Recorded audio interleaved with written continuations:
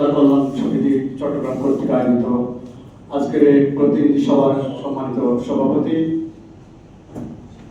আজকের এই অনুষ্ঠানের প্রধান অতিথি, বিশেষ অতিথি উপস্থিত আমার কলিগবৃন্দ, আসসালামু আলাইকুম। আসলে আজকে আমরা এখানে একত্রিত হয়েছি আমাদের অধিকার আদায়ের জন্য। এটা আরো আগে হওয়া দরকার ছিল, এরপরে এর মাঝে অনেকগুলো আন্দোলন হয়েছে। আমাদের গত ব্রিটিশ সরকারের কারণে আমরা কোনো স্কেল পাই নাই। এরপরে 19 সরকারের আমলে আন্দোলন হয়েছে। আমরা আশা করেছিলাম আমাদের অধিকারের জন্য যে আমাদের স্কেল দিবে, কিন্তু উপরস্থ কিছু আমলাদের কারণে, বিভিন্ন রাজনৈতিক নেতৃবৃন্দর কারণে আমাদের স্কেল দেওয়া হয় নাই। এখন আমরা আশা করি বর্তমানে যে নির্বাচিত সরকার এসেছে, আমাদের প্রধানমন্ত্রী তারেক রহমান অত্যন্ত উদার মনের মানুষ এবং ওনার পিতাও একজন সরকারি কর্মকর্তা ছিলেন, শহীদ রাষ্ট্রপতি জিয়াউর রহমান। আমরা আশা করব আমাদের যে অধিকার, আমরা যে 6 জন ফ্যামিলি নিয়ে চলি, আমার মনে হয় আমরা বর্তমানে যে বেতন পাই সর্বোচ্চ 20 দিন, 1 থেকে 20 দিনের মধ্যে আমাদের যে বেতন, সে বেতন পুরাই যায়।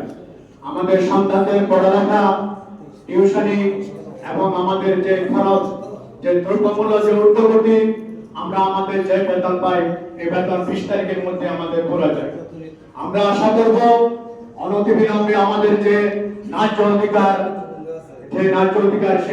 সেটা এই বাজেটের মধ্যে, জুনের যে বাজেট, এই বাজেটের আগে যেন সরকার আমাদের যে অধিকার, আমাদের নবম পে স্কেল ঘোষণা করবে এবং এই বাজেটের মধ্যে আমাদের এই দাবি রাখবে, এই আশা প্রত্যাশা করব।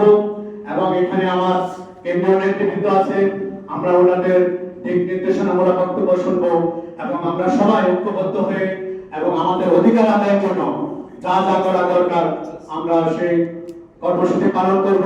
আমাদের নেতৃবৃন্দ দিক নির্দেশনা দিব, এই আশা প্রত্যাশা রেখে আমি আমার বক্তব্য শেষ করলাম।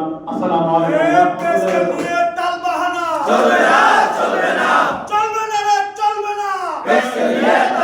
না, অবিলম্বে পেস্কে দিতে হবে, দিয়ে দাও, দিতে হবে, দিয়ে দাও, অবিলম্বে পেস্কে লড়াই লড়াই লড়াই চাই, লড়াই করে বাঁচতে চাই, পেস্কে দিতে হবে, দিয়ে দাও, দিতে হবে, দিয়ে দাও, পেস্কে। ধন্যবাদ। পে স্কেল আমাদের ন্যায্য অধিকার, যেটা আমরা